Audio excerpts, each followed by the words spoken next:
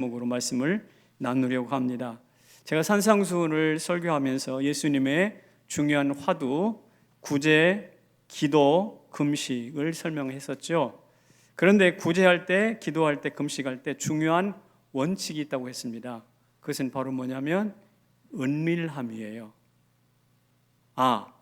미안합니다. 저 뒤에 우리 박기성 선교사님 내가 와 계셨어요. 박기성 선교사님이 들어오셔서 2주간 격리를 끝내고 오늘 처음 나오셨어요. 세상 밖으로 처음 나오셨는데 잠깐만 일어나세요. 설교 중에 죄송한데 수고하셨다고, 잘 오셨다고 박수 좀 부탁합니다. 네, 감사합니다. 네, 감사합니다. 앉으십시오. 은밀하게 오셨죠. 몰라 우리도 오신지 잘 몰랐는데, 자, 은밀하게 기도하고 구제하고 또 금식하라라는 말이에요. 골방에서 기도하고 금식할 때도 기름을 바르고 얼굴을 씻으라.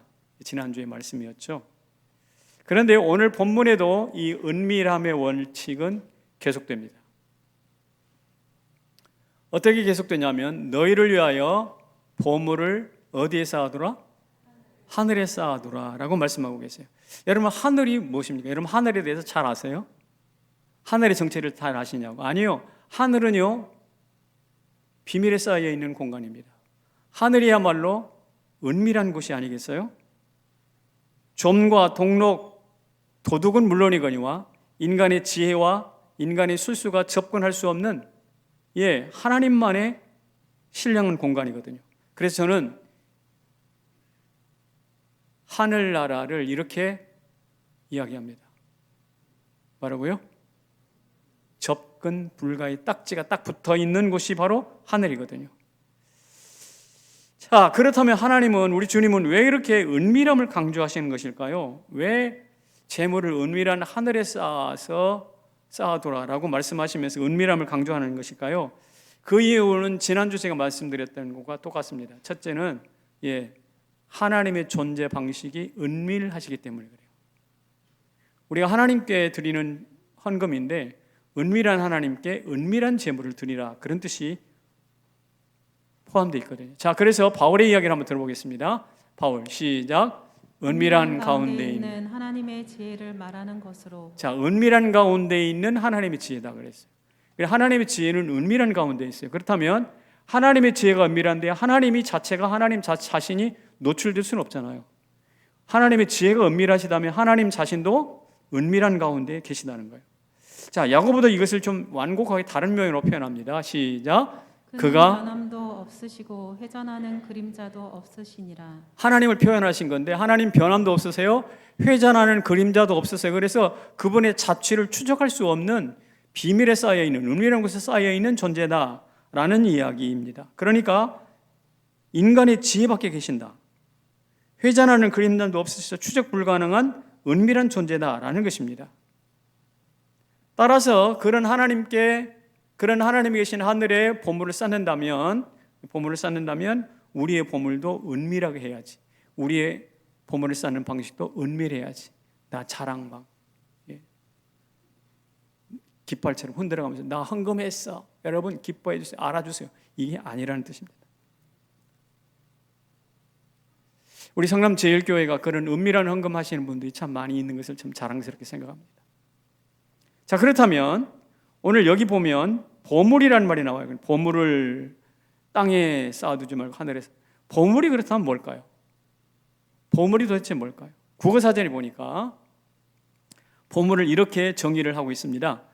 썩 드물고 귀한 가치가 있는 보배로운 물건, 또 하나는 대대로 물려오는 귀중한 가치가 있는 문화재. 이렇게 됐어요. 좀 복잡하죠? 그래서 제가 알기 쉽게 딱 요약할게요. 세 가지로 요약해서, 첫째는 소중할 것, 두 번째 대체 불가능할 것, 세 번째 영원할 것. 보물은 소중해야 됩니다. 고려 청자처럼 다른 것으로 대체할 수가 없어요. 시간을 관통해서 영원에 맞닿아 있어야 됩니다. 그래야 복음을 취급이 돼요. 자, 소중하고 대체 불가능하고 영원에 맞닿아 있는 것, 이게 보물인데, 그렇다면 그 보물이 뭘까? 제가 설교 준비하면서 한번 생각해 봤어요. 그랬더니 제 머리에 퍼뜩 떠오르는 한 존재가 있었어요. 퍼뜩 떠오르는 존재가 있었어요. 그게 바로 뭘까요? 이 사람입니다. 나 자신이에요. 나 자신이더라고. 그렇잖아요. 여러분이 주님의 피값으로 구원 받으셨습니까? 여러분 예수님 자리를 믿으십니까? 여러분은요, 예수의 피값이 지불된 소중한 존재입니다. 그래서 이 땅에 홍정기, 나라는 사람은 단 하나밖에 없어요. 홍정기를 그 누군가로 대체 불가능한 존재. 맞습니까? 여러분도 여러분 자신이 오죽 고유한 분이기 때문에 누구로도 여러분 자신을 대체할 수가 없어요. 그리고 뿐만 아니라 하나님의 구원 백성이기 때문에 하나님 나라가서 영원, 하나님의 생명, 영원을 살게 될 것입니다. 그러므로 가만히 따져보면 첫째, 오늘 성경이 말하는 첫 번째 보물은 누구라고? 나 자신이라는 거예요. 아, 그렇구나. 옆에 계신 분들 인사합시다. 그대는 보물이십니다. 뭐 이런 보물도 있어. 뭐 이런 주장. 아니요, 우리 보물이에요. 보물이에요. 그러기 때문에 나를 빼놓고 보물을 논한다는 것은 물 없는 호수를 감상하는 것이고 별이 없는 달밤, 별이 없는 하늘을 구경하는 것이나 다를 것이 없어요.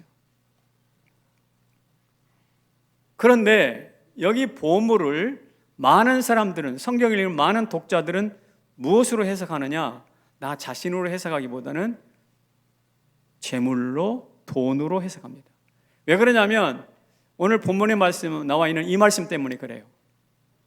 하나님과 재물을 겸하여 섬길 수 없다라는 말씀이 오늘 24절에 나와 있는데, 이 말씀 때문에 보물을 재물로 대치시키면서 해석을 하는 것입니다. 예, 틀린 해석은 아닙니다만 제가 볼 때는 좁은 해석이에요. 로이드 존스 목사 같은 경우에는 여기서 보물을 뭐라고 했냐면 하나님이 주신 재산은 물론이거니와 나에게 주신 생명, 시간, 그리고 각종 은사들, 내가 누리고 있는 많은 것들을 포함하여 모두 다 보물이다, 그렇게 말하고 있어요. 저는 여기다 한 걸음 더 나가서 나 자신까지 포함해서 보물이다라고 말하고 있습니다. 생각해 보십시오. 내가 지금 어디에 속했다고? 하늘에 속한 사람입니다. 하늘에 속한 보물이에요. 그렇다면 한번 생각해 보십시오. 내가 하늘에 속했는데 내가 쌓은 보물을 천국 가서 찾아보니까 아무것도 없어. 그렇다면 나는 하늘에 속한 사람인데 내가 천국에 아무것도 쌓은 것이 없다라고 한다면 그 사람처럼 불행한 게 없을 거예요.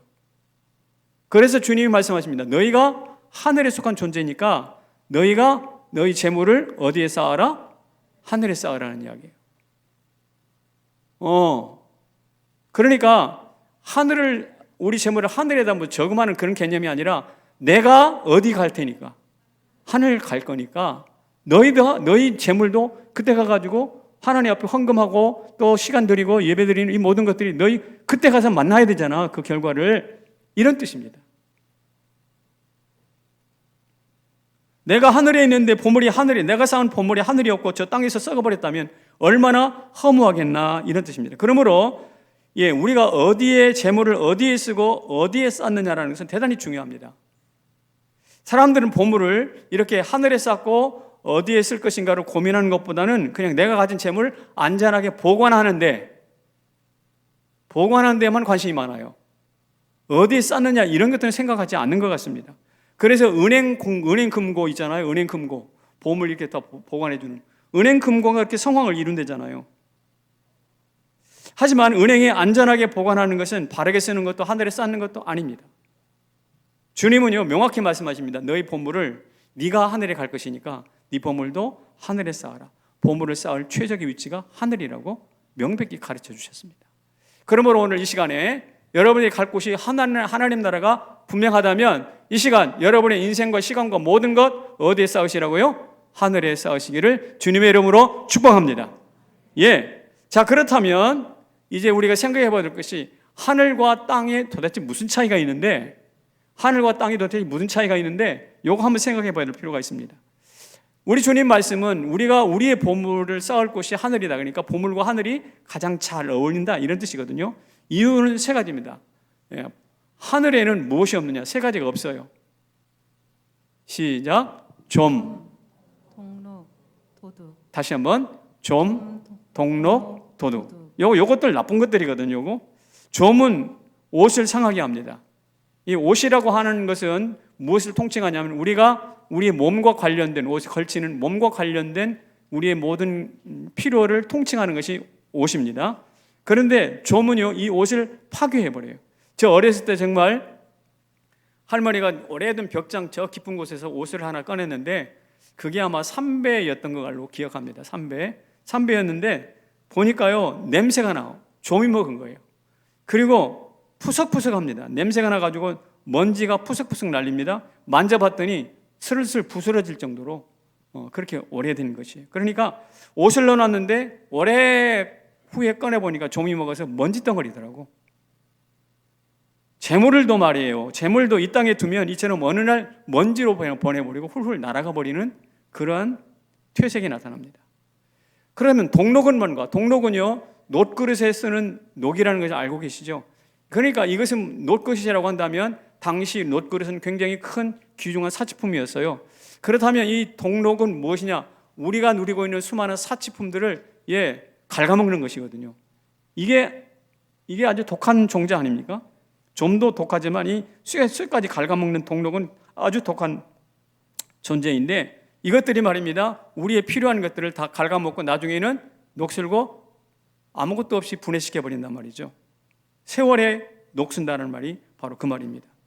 그런데 도둑이 세 번째 도둑은요 이 좀과 동록보다 녹보다 더 나쁜 거예요. 이 좀과 동록은 세월이 가야 이게 사그러지잖아요. 세월이 가야 좀이 먹는데 이 도둑놈은 한순간에 없어져버려요. 도둑놈은 한순간에 없어요. 금방 있었는데 없어지는, 어제 있었는데 오늘 없어요. 그러니까 이 도둑놈은 통째로 들고 살아다닌다는 측면에서 아주 심각한 위협입니다. 여러분 보이스피싱으로 돈 잃어버린 적이 있어요? 우리 교회 성도들 중에 한두 명 제가 있다고 들은 바가 있는데 여러분 전화 한 통을 하고 전화 몇 통을 했는데 내 돈이 수백만 원이 수천만 원이 날아갔다.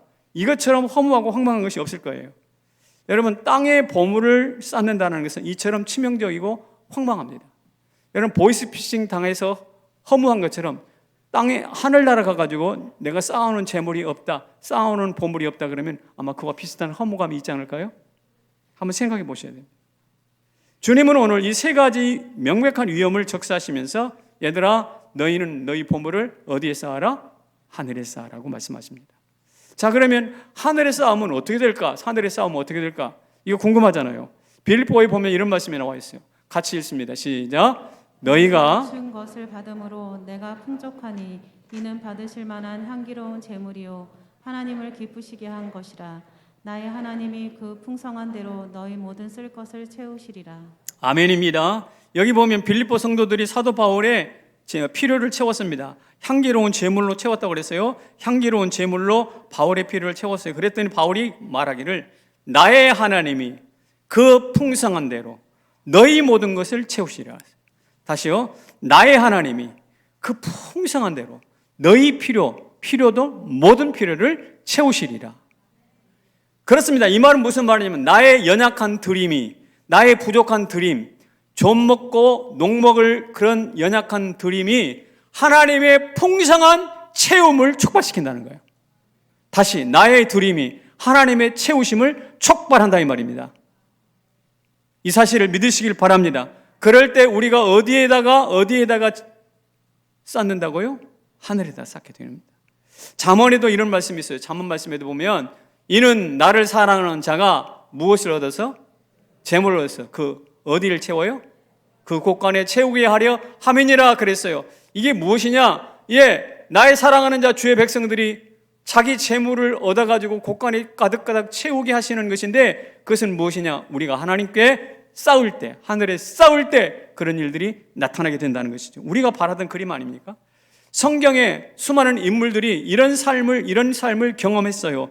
빈털털이 야곱이 빈손 들고 아버지 집을 나갔다가 나중에 거부가 되어서 고향으로 돌아오지 않습니까? 심한 기근에 요셉 덕분에 이스라엘 백성들 빈손으로 애굽에 들어가서 떵떵거리다가 다시 나오지 않았습니까? 하나님의 공급을 경험한 거예요. 무엇보다 절정은요, 광야 40년 동안 이스라엘 백성들 농사 짓지 않았어요. 그러나 하늘에서 뭐가 내려요? 만나가 내렸습니다. 이 말은 무슨냐? 저 하늘에 비어버린 텅 빈 공간이, 하늘의 텅 빈 공간이 하나님이 우리에게 공급하시는 꽉 찬 창고예요. 하늘의 텅 빈 공간이 꽉 찬 곳간이라고요. 저 텅 빈 하늘을 나의 꽉 찬 공간으로 만들고 싶나요? 그렇다면 뭐하라고 하라가? 하늘에 쌓으라는 이야기. 왜? 하늘에 쌓을 때 하늘이 바뀌는 거예요.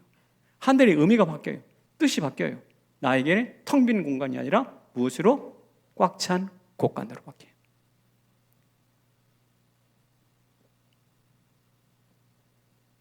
이것을 아는 사람들은 보물을 하늘에 쌓으라라는 주님의 말씀이 마음에 와서 닿을 거예요. 여기 앉아 계신 성도 여러분, 우리 모두는 지금까지 내 건 내 것이라고, 하나님 것도 내 것이라고 생각하면서 욕심부리며 살았다면 오늘 이 설교를 통해서 다시 한번 입장이 좀 바뀌었으면 좋겠어요. 그런데 이런 하나님의 공급을 방해하는 두 가지 요소가 있다고 오늘 본문에서 주님 말씀하세요. 자, 첫 번째 봅시다. 방해군 첫 번째가 보물을 보는 눈이란 말이 나와요.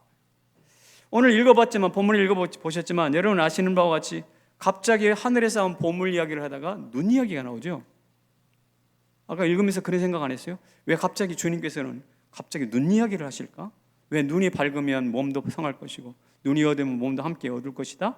왜 이런 말씀을 하실까? 주님이 갑자기 왜 눈을 말씀하실까요? 이유는 단 한 가지예요. 재물을 보는 눈이 삐뚤어지면 그 사람은 몸이 어두운 것처럼 인생이 고단하고 가난하고 헐벗고 굶주릴 수 있습니다.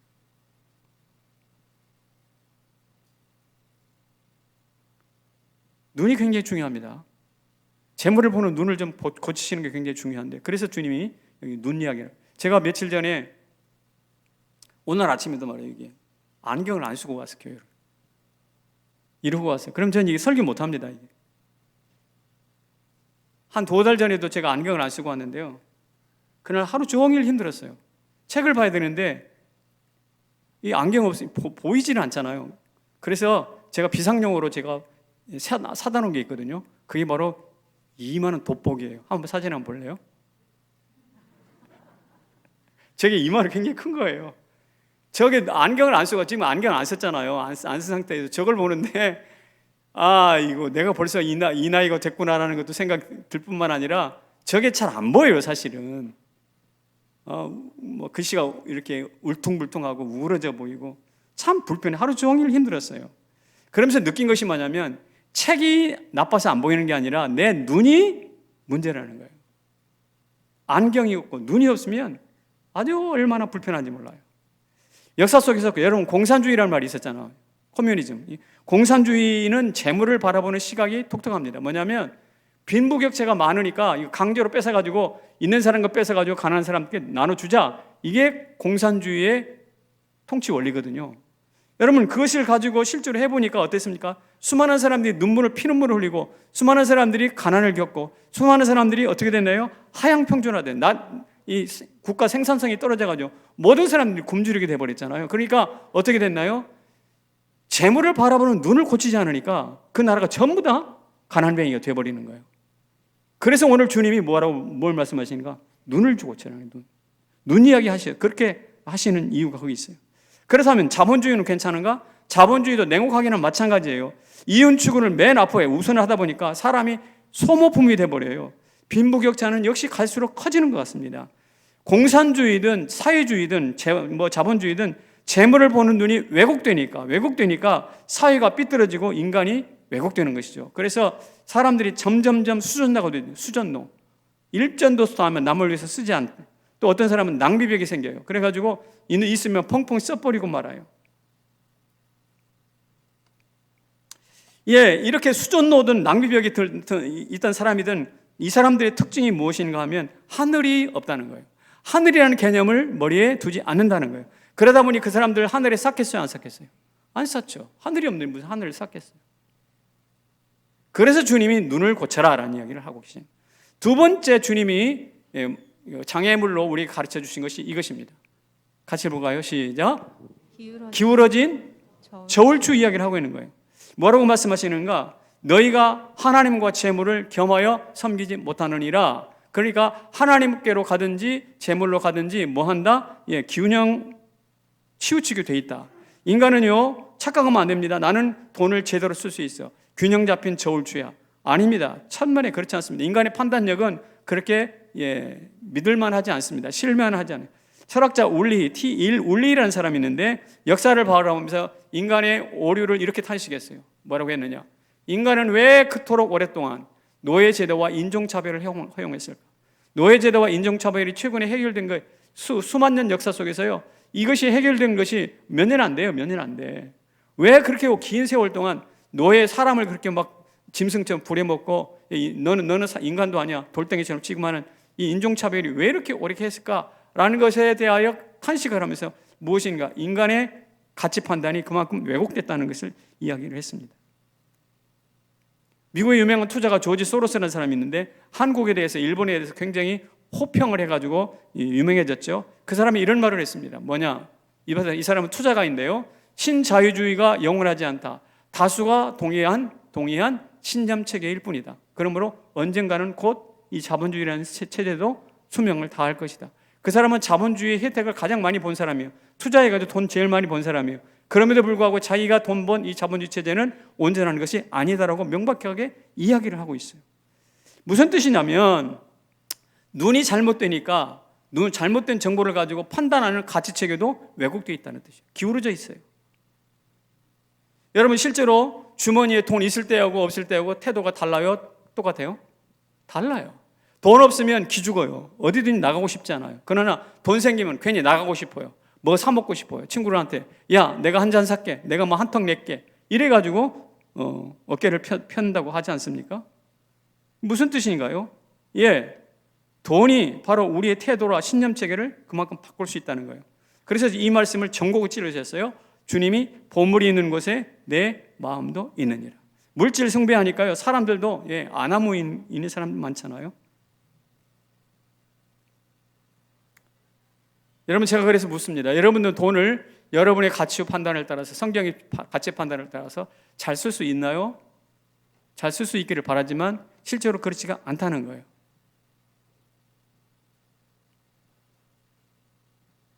보물이 있는 곳에 내 마음도 있다. 이 말은 네 마음이 물질을 따라간다는 뜻이거든요. 네 마음이 물질을 따라가야 된다. 근데 실제로는 뭐예요? 보물이 마음을 따라와야 되거든. 마음 가는 곳에 물질이 따라가야지 물질 가는 곳에 마음이 따라가면 안 되잖아요. 이 대표적인 예가 제가 좀 이 말씀을 좀 조심스럽게 드리는데 불교 승려로 유명한 혜민이라는 분 아시죠? 멈추면 보이는 것들. 저도 그 책을 읽어봤는데요. 멈추면 보이는 것들 그 책에 있는 내용의 70%는 기독교적인 내용이에요. 거짓말 아니에요. 한번 읽어보시라고. 그 책의 내용의 70%는 기독교적인 내용이라고. 중이 승려가 쓴 책인데도. 근데 아니나 다를까?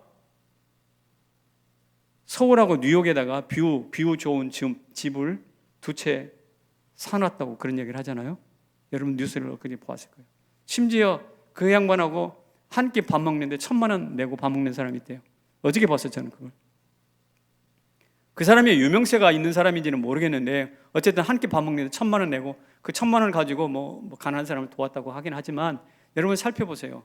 이분이 승려입니다. 세상을 등졌어요. 모든 물질을 등졌어요. 그리고 출가를 했어요. 그런데 알고 보니 세상을 등진 것도 아니고 출가를 한 것도 아니에요. 여전히 집을 가지고 있고요. 여전히 마음은 아직도 세상에 있어요. 도를 깨달았는지 몰라도 그에게는 단언할 수 있어요. 하늘은 없는 사람이에요. 하늘이 없기 때문에 그는 하늘에 쌓을 줄을 몰랐어요. 그래서 어떻게 됐을까요? 집 사놓고 축적하고 있는 거예요. 땅에 쌓고 있을 뿐입니다. 분명히 말하거니와 혜민 그는 기울어진 저울추예요. 여기 계신 우리 다를까요? 목사 다를까요?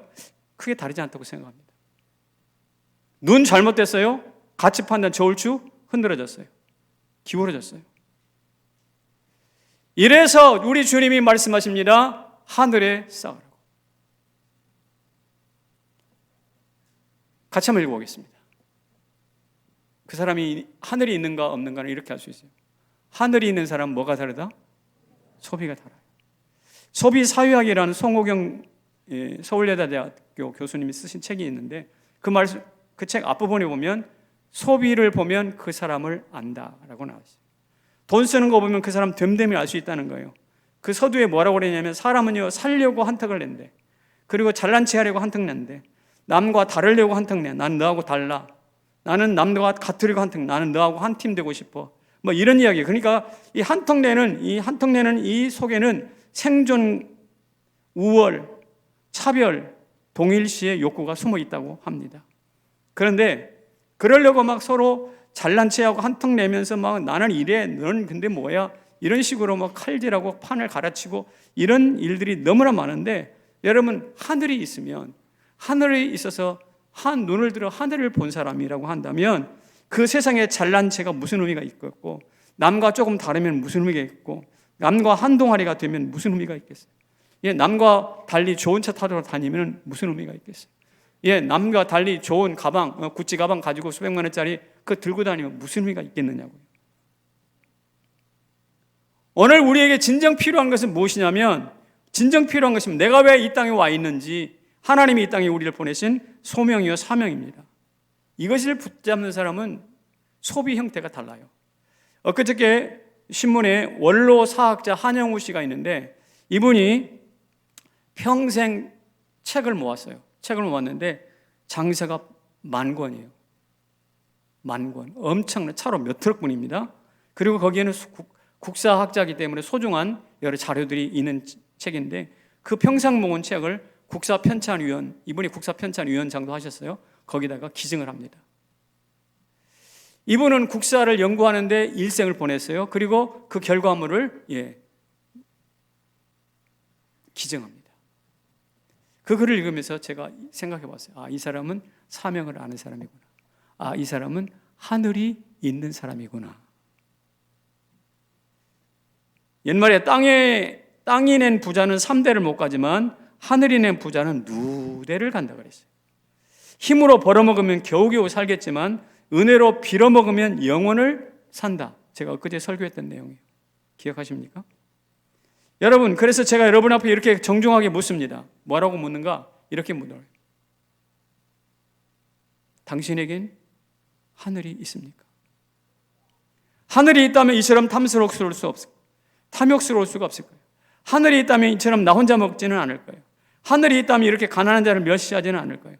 하늘이 있다면 이렇게 고개를 뻣뻣이 들고 다니지는 않을 거예요. 항상 벼가 고개를 숙이듯이 인생도 겸손에 고개를 숙일 텐데. 제가 엊그저께 아름다운 미담 하나를 들었습니다. 그 글을 읽어보니까 이런 내용이더군요. 같이 한번 읽어볼까요? 시작. 64년 전 잘못 받았던 장학금 갚습니다. 64년 전 잘못 받았던 장학금을 갚습니다. 이게 뭐지 하고 그래서 제가 눈에 띄어서 한번 읽어봤어요. 그때 한 소년이 서울에 살다가 6.25 때 대구로 피난을 갔어요. 소년입니다. 중고등학교 학교를 다녀야 될 거 아닙니까? 그래서 대구에 가면 개성학교라고 있어요. 개성학교. 기독교 학교거든요. 여기에 입학을 했습니다. 근데 피난 갔던 때, 어렵던 때 아닙니까? 전쟁통일이라 등록금 마련하기가 굉장히 어려웠어요. 그래서 한 학기 미루고 한 달, 두 달 미루다가 나중에는 이제 너무 안 되니까 자퇴를 해야 될 위기에 처해 있었습니다. 그런데 어느 날 담임 선생님이 달려와서 야야야야 이리 와봐. 너한테 마침 너한테 줄 장학금이 하나 생겼다. 얼마나 기뻤겠어요. 자퇴를 꿈꾸고 있는데 장학금이 생겼다고 그러니까. 그래서 감사합니다 하고 이제 장학금을 받았는데 그 장학금은 뭐였냐면 미국에 있는 한 선교사가 군목 자녀, 그때 군대 전쟁통이니까 군대에 종군하고 있는 목사님의 자녀에게 주십시오라고 하면서 재정을 보내온 거예요. 그런데 이 학생은요, 군복 목사님 자녀가 아니었어요. 목사님 자녀가 아니었습니다. 그런데 착오가 분명히 생긴 거 아닙니까? 알고 보니까 이 학생의 생활비록교에는 뭐라고 써있냐면 군복이 아니라 군속이라고 써 있어요. 군속이 뭔지 아시죠? 예, 뭐 장교나 이런 분들은 아닌데 군대에 적을 두고 그 월급을 받는 민간인, 이런 분들이 군속입니다. 이 군속이기 때문에 군목이 아니란 말이에요. 그래서 그 장학금을 받을 이유가 없는데 담임 선생님이 그것을 순간 잘못 읽었나 봐요. 군속을 군목으로. 이거 하나님의 섭리 아니겠어요? 그래가지고 받았어요. 나중에 그 사실을 알고 보니까 이게 자기한테 올 장학금이 아닌 것을 아니까 마음이 끙끙 불편하잖아요. 그러다가 졸업을 했습니다. 이분이 공부를 잘했나 봐요. 그래서 서울대를 공부를 하고 사회에서 이제 은퇴를 했습니다. 그리고 64년이 흘렀어요. 그 학교를 졸업한 지가. 나이가 80세가 넘었겠죠? 80 넘었어요. 이제 죽을 날이 가까웠습니다. 그때 생각이 퍼뜩 떠올랐어요. 내가 고등학교 때 잘못 받았던 장학금. 그래가지고 그 장학금 받은 내용을 지금 현재 그것으로 환산을 해가지고 300만 원을 개성학교 교장실에다 전화를 해가지고 내가 이만한 사정 때문에 돈을 잘못 받았는데 우리 후배들을 위해서 써주십시오 하고 그것을 다시 돌려놓은 거예요. 그 이야기가 거기에 실려져 있더라고요. 참 감동이잖아요. 잊어버리고 지나갈 수도 있는데 저도 이 사실을 읽으면서 역시 아까 장서 만권을 기증한 것처럼 이분도 그냥 천국 가지 아니하고 내가 이 땅에서 받은 것 하나님이 분명히 갚으라고 하실 텐데 그래서 갚은 거예요. 이 사람은 하늘이 있는 사람일까요? 없는가요? 하늘이 있는 사람이에요. 하나님의 사람은요 경험한 은혜, 받았던 은혜를 결코 잊지 않아요. 함부로 돈을 쓰지 않습니다. 돈에는 각각의 용처가 있다는 것을 알아요. 11조는 11조, 장학금은 장학금, 감사는 감사, 기부는 기부, 생활비는 생활비, 세금은 세금, 각종 액수마다 돈에는 이름이 타이틀이 다 붙어 있어요. 같은 10,000원짜리 1,000원짜리지만 용처가 다 있다고요. 이것을 분별할 줄 아는 눈이 바로 하늘을 아는 사람의 눈인 거예요. 그리고 그 사람이 하늘에 쌓게 될 것입니다. 이게 뒤섞이면요 땅에 코를 박고 땅에다가 쌓고 있는 범부 필부일 뿐입니다. 이 사람들은 하늘이 없어요. 저는 진심으로 축복합니다. 성남 제1교회 성도 여러분, 우리 모두 하늘이 있는 사람이 되기를 소망합니다. 받은 은혜를 깨달아 알기를 소망합니다. 그리고 마침내 하늘에 쌓는 우리들이 되시기를 주의 이름으로 축원합니다. 그래서 제가 여러분에게 이렇게 촉구합니다. 다 같이요, 시작. 거룩한 낭비를 감행하자. 왜 갑자기 거룩한 낭비입니까? 리전트 신학교 교수였던 미르바 던이라는 분이 계신데 그분이 이렇게 말했어요. 예배는 거룩한 시간 낭비다. 여러분 여기 와서 왜 앉아 있느냐? 여기 와서 왜 앉아 있냐? 시간 낭비가 아니냐? 이게 세상 사람들이 바라보는 눈이에요. 그러나 그 사람이 미르바 던이 바라보는 예배는 무엇이냐? 마치 더운 여름에 시원한 쪽빛바다에 막 첨벙 뛰어들어서 그 시원함을 맛보면서 그 바다와 하늘의 푸르름을 마음껏 즐기는 시간과 같다. 이게 바로 예배예요. 오늘 여러분 이 자리에 와서 은혜의 바다에 풍덩 떠들고 이곳에서 시원함과 이곳에서 상쾌함과 이곳에 하나님의 영광과 그 하나님의 자비하심을 마음껏 누리는 시간이 되시기를 축복합니다. 이게 바로 예배인데 세상 사람들은 그것을 낭비라고 보는 거예요. 예배는 투자입니까? 누림입니까? 낭비입니까? 아니요. 우리는 분명히 누림이에요. 세상 사람들이 주일날 교회 내에 가가지고 하루 종일 보내는 것은 가장 비효율적이고 어리석은 일이라고 쏘아붙이죠. 예배 드리면 뭐 바뀌는 게 있어? 재난이 멈추는 거야? 어려운 재정이 회복될 수 있어? 이렇게 질문을 해야 됩니다. 그러나 우리가 20년, 30년 예수 믿어서 여러분 경험한 바가 있잖아요. 우리가 예배할 때 재난은 분명히 멈춥니다. 재난에 빠진 인생들을 붙들어서 길을 잃어버리지 않도록 붙들어 주십니다. 이게 예배가 가지는 특징이에요. 여러분 인생을 마음대로 살고 싶어도 예배를 드리는 중에 어떻게 되나요? 곁길로 가지 않고 인생의 정도를 걸어갈 수 있도록 하는 것이 바로 예배의 기능이란 말이에요. 하늘이 없는 무질서한 자정 원칙들도 예배를 통해서 올바로 고쳐주세요. 마치 기울어진 그릇에는 물이 담길 수가 없지만 그 자세를 예배를 통해서 딱 고쳐주면 그 그릇에 물이 잘박 차는 것처럼 그래서 예배는 무엇입니까? 예배로 드리는 헌금, 시간, 이건 낭비처럼 보여도 전혀 낭비가 아닙니다. 오히려 위대한 투자이면서 하늘나라에 쌓는 영원한 보물이 되는 거예요. 이 코로나 시대에 성도 여러분, 우리 예배를 통해서 하나님께 우리의 시간과 물질과 체력 다 하늘나라에 쌓는 거룩한 낭비를 결정하시기를 바랍니다. 하늘의 보물을 쌓는 거예요. 낭비 아니에요. 어떤 그리스도인들의 글들을 보니까요, 대전에 있는 어느 한 재래시장에 떡장수 김용문 집사님이 계십니다. 재래시장에서 떡을 파시했던 김용문 집사님이신데, 이분이 자기 자신을 위해서는 딱 한 번 여행을 해봤대. 딱 한 번. 나이가 연세가 꽤 많으신 분인데 백두산에 한 번 가봤대. 그리고는 한 번도 여행을 가본 적이 없는데, 그가 어떤 연유인지 아프리카 르완다에 방문을 했습니다. 근데 르완다에 있는 동안에 하나님이 그에게 계속 마음을 주셔요. 우리 한국에는 오전 시간에 아이들 길거리 돌아다녀 안 돌아다녀? 없어요. 전부 다 학교 갔잖아요. 근데 거기는 오전 시간인데도 불구하고 애들이 골목마다 있는 거예요. 방치된 거죠. 학교 못 가고. 하나님이 주신 마음이 뭐냐? 얘야, 내가 저 버려진 아이들을 위해서 여기 학교를 세웠으면 좋겠다. 주님이 주신, 거기 머무는 동안 내내 주셨다는 말씀인가 봐요. 그래서 결국 슬쩍 선교사님께 물었대요. 여기 학교 하나 지으려면 얼마나 들까요?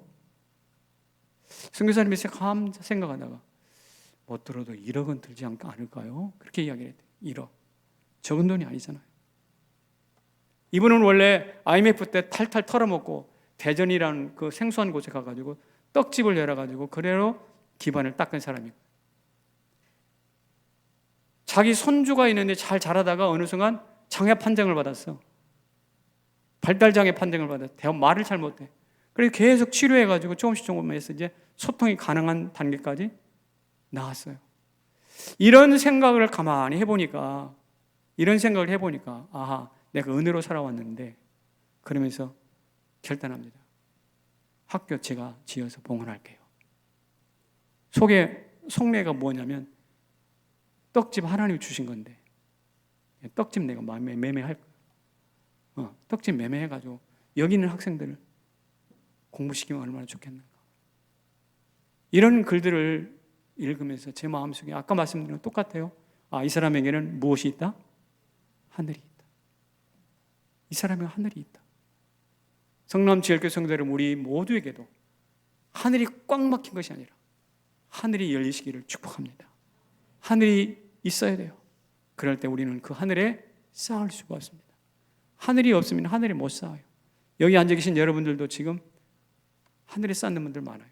얼마 전에 시방을 가는데 선교헌금으로 구제헌금으로 써주세요 해가지고 큰 돈을 드리는 분이 계셨어요. 제가 재정번호를 넘겨드렸는데 그 봉투를 받아들고 참 감동이었어요.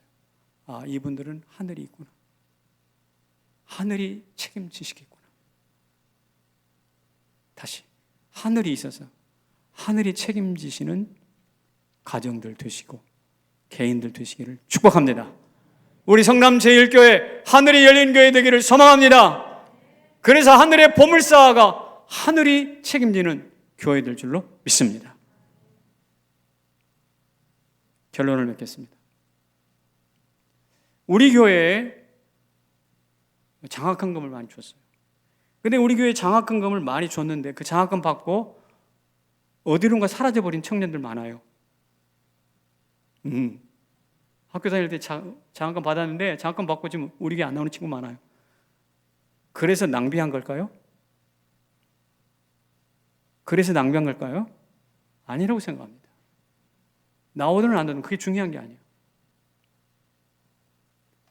우리 교회 10년, 20년 동안 죽도록 헌금했어요. 그런데 경제 형편이 나아지지 않았어요. 그래서 낭비한 걸까요? 아니요. 아직 결론 나지 않았습니다. 저는 분명히 확신합니다. 요사이 금리가 2% 미만이에요. 하늘나라 가면 30배, 60배, 100배, 100배면 10,000%예요. 10,000%.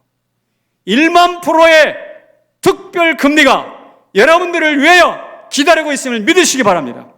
낭비가 아닙니다. 낭비처럼 보여도 낭비가 아닙니다. 하늘을 여십시오. 빈 공간이, 텅 빈 긴 공간이 꽉 찬 곡간으로 바뀌는 놀라운 역사가 우리 앞에 펼쳐질 줄로 믿습니다.